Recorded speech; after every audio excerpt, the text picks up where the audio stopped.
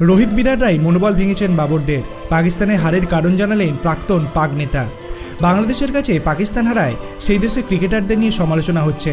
পাকিস্তানের প্রাক্তন অধিনায়ক রামিজ রাজা এই হারের একটা কারণ খুঁজে পেয়েছেন।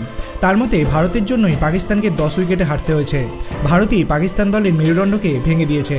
রামিজের মতে এইসবের শুরু গত বছর এশিয়া কাপ থেকে। সেই প্রতিযোগিতায় ভারতীয় ব্যাটারদের হাতে মার খেয়ে পাকিস্তান বোলারদের মনোবল নাকি শেষ হয়ে গিয়েছে। সেই জন্যই এত খারাপ বল করছেন শাহিন শাহ আফ্রিদির, নাসিম শাহরা। বাংলাদেশের কাছে টেস্টে প্রথমবার হেরেছে পাকিস্তান। হারের কারণ ব্যাখ্যা দিতে গিয়ে রামিজ বলেন, আমাদের প্রধান শক্তি ছিল জোরে বোলিং, সেটা শেষ হয়ে গিয়েছে, তার জন্য ভারত দায়ী। গত বছর এশিয়া কাপে ভারতীয় ব্যাটাররা আমাদের বোলারদের প্রচুর মেরেছিল। ওরা দেখিয়ে দিয়েছে আমাদের পেসারদের বিরুদ্ধে কিভাবে খেলতে হয়।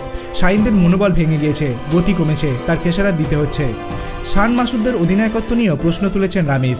তার মতে পিচ বুঝতে পারেননি মাসুদ, ফলে ভুল দল নির্বাচন করেছেন তিনি। রামিজ বলেন, অস্ট্রেলিয়ার আবহাওয়ায় হারলে মানা যায়, কিন্তু ঘরের মাঠে ঘরের আবহাওয়ায় পিচ বুঝতে না পারলে কি আর করা যাবে। মাসুদ ভুল দল নির্বাচন করেছে। আমাদের থেকে পিচ ভালো বুঝছে বাংলাদেশ, তাই ওরা জিতেছে। অধিনায়কত্বের চাপ মাসুদের ব্যাটিংয়ের ওপর পড়েছে বলে মনে করেন রামিজ। তাতে দলের ক্ষতি হচ্ছে। তিনি বলেন, মাসুদকে ওর ব্যাটিংয়ে আরও পরিশ্রম করতে হবে। যদি ও ভালো ব্যাট করতে পারে তাহলে ওর অধিনায়কত্ব ভালো হবে। এমনিতেই গত কয়েক বছর পাকিস্তান ক্রিকেটের ওপর চাপ বেড়েছে। একমাত্র ম্যাচ জিতলে তবেই সেই চাপ কমবে। বাংলাদেশের বিরুদ্ধে আর একটা টেস্ট বাকি, সেটা আমাদের জিততে হবে। আপনার কি মনে হয় ঠিক কী কারণে পাকিস্তান বাংলাদেশের কাছে টেস্ট সিরিজ হেরে গেল? আপনার অভিমত আপনি কমেন্ট সেকশনে জানাতে পারেন। ভিডিওটি ভালো লাগলে লাইক করবেন, চ্যানেলটিকে সাবস্ক্রাইব করতে ভুলবেন না। ধন্যবাদ।